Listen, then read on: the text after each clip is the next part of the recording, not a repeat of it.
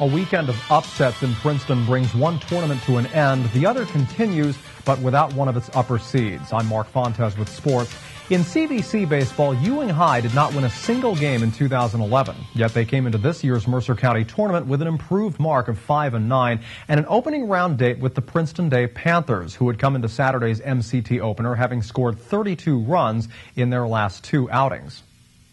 The six-seeded Panthers entered the 2012 MCT hoping to win at least one, playing host to number 11 Ewing there in the blue. PDS did not think it would be that much of a daunting task. Blue Devils, however, put two on the board in the top of the first and then called upon pitcher Paul Sperano to do his thing, and boy did he ever. He struck out 10 batters, allowing only 3 hits in 7 full innings of work. Princeton Day, however, pulled off the game's hottest defensive plays. This Moses Vigo fly ball to left starts to come down foul, but Matt Cook racing over. He makes the grab. Fantastic play. Later, Justin Dempsey of Ewing lifts this to straightaway center field. Tough play for B.J. Dudek, but he's got it. That's hustle. Offensively, PDS's strong inning was the 6th. Bo Haran lines this to the gap in left center. He would slide into second for a leadoff double. Right after that, Bradley Freed walked, so now 2 on, nobody out for Dudek. He hits it swiftly on the ground. Great play by shortstop Mike Salvatore, the freshman, to get 1 out. Runners now on the corners. James Radvani up for PDS. He swings and misses for strike 3. Cook was up next for the Panthers trying to get something going, but he struck out 2. In the 7th, both teams would leave men on base. Nothing changed score-wise. Ewing, behind a valiant effort from Sperano, pulls off an upset. I had 2 bad innings of walks. I walked 2 batters each inning. But just my curveball was breaking a lot, so I was trying to get ahead to work that curveball in with 2 strikes. And all your high school highlights, regular and postseason, brought to you by the Hamilton Township Education Association, members working to ensure your child's future success. Now to college. With a slew of IVN national championships, Princeton's men's lacrosse team is a force to be reckoned with. While Sunday did not mark the end of their season, it was a chance for the top-seeded Tigers to earn another conference banner to hang at Class of 1952 Stadium. They were facing number 2 Yale, who they defeated 10-9 back on March 24th in quintuple overtime. They both have far greater rivals in the Ivy League, but on this Sunday it would be the Yale Bulldogs and Princeton Tigers who would battle it out for the conference championship. Little did anyone know that this game would turn out vastly different from their 5 overtime affair during the regular season. First period, Yale already up 1-0. Shane Thornton of the Bulldogs can't get past Nick Fernandez, so Thornton passes it. Brandon Mangan shoots and scores. Thornton with the assist, bringing the folks who came down from New Haven to their feet. Ryan McCarthy, sounds like someone I know. He finds Mangan, who creases the net for a second time, puts the Bulldogs up by 3. Early second period, they would jump up 4-0, and that's when Princeton really had to snap to it.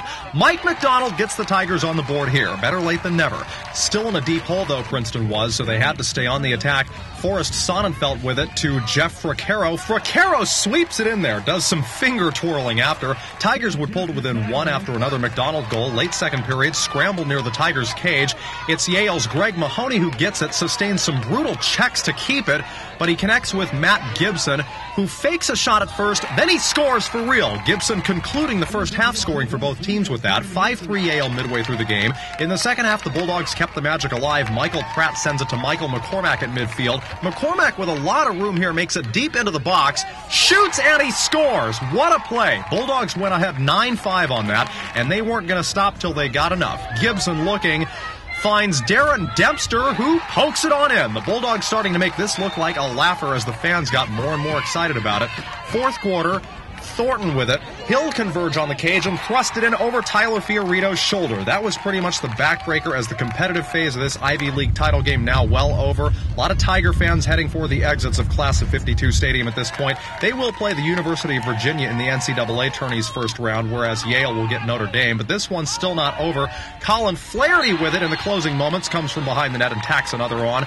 And as time wound down, the loud, proud Yaleys on their feet.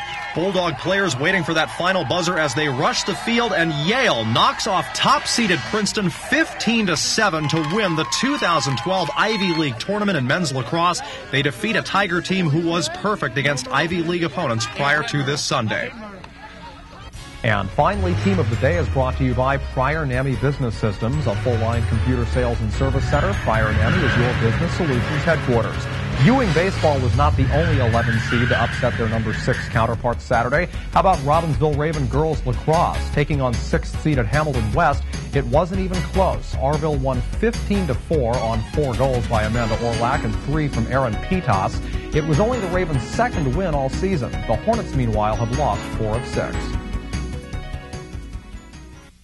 Well, that's all for sports. Those expecting to see Hopewell Valley boys lacrosse highlights, those will be combined with highlights of their game from today against Notre Dame tomorrow on WZBN Sports, so stay tuned for that doubleheader.